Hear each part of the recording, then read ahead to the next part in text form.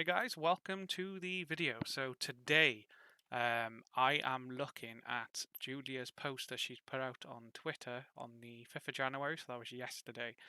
And she has said on her tweet, I enjoy listening to NPCs chat, honestly, you never know what eaves they'll drop.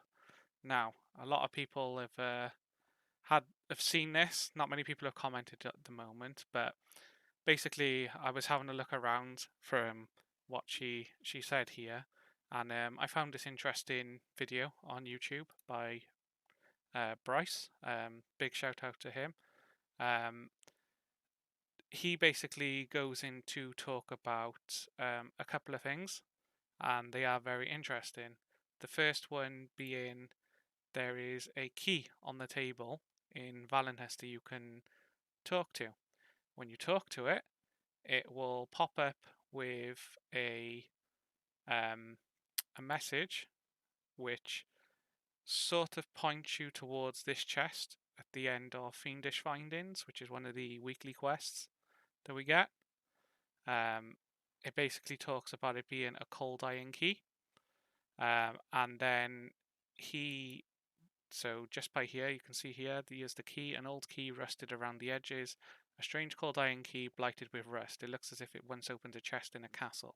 Now, obviously, this is still speculation. We don't know what this means.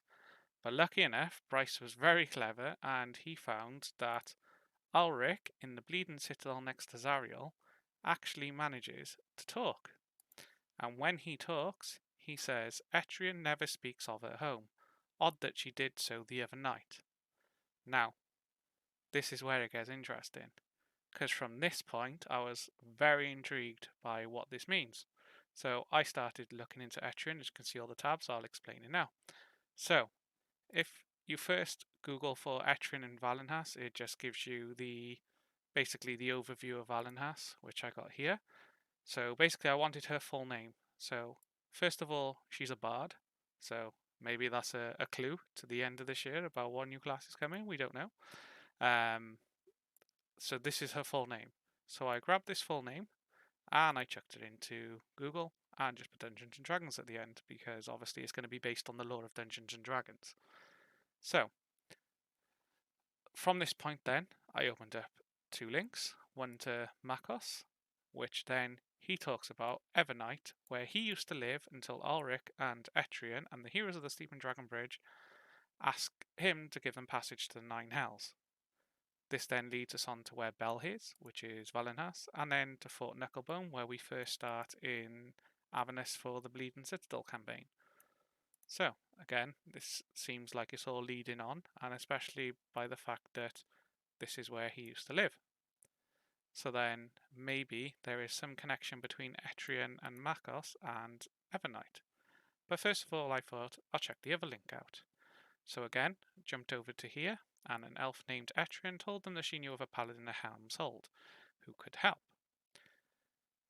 Then she goes on to talking about demons and devils, which obviously we know is on about Avernus and that area that we're in.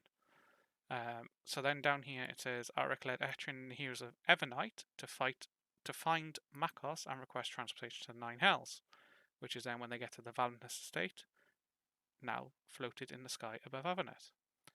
So we now know that obviously Valenus is above Avernus anyway. But then it goes on to talk about the story of what we've already done in the game.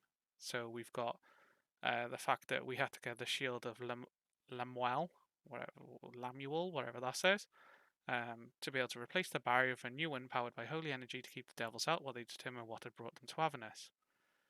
They enter the Infernal Citadel and sundered the chains anchoring Valenhus estate. So then we move on to the Rage of Bell, which is where we had to defeat Bell. Then we've got Mod 19, which was Avernus, which is Valenhus was visited by Lula the Holophant, who proposed finding Zariel's sword, which held the last pure hope of her soul to bring her back to the light so that she'd return Valenhus to the material plane. So Makos opens the portal to Fort Knucklebone, and that takes us in then to the area where we are currently questing and where the Bleeding Citadel was.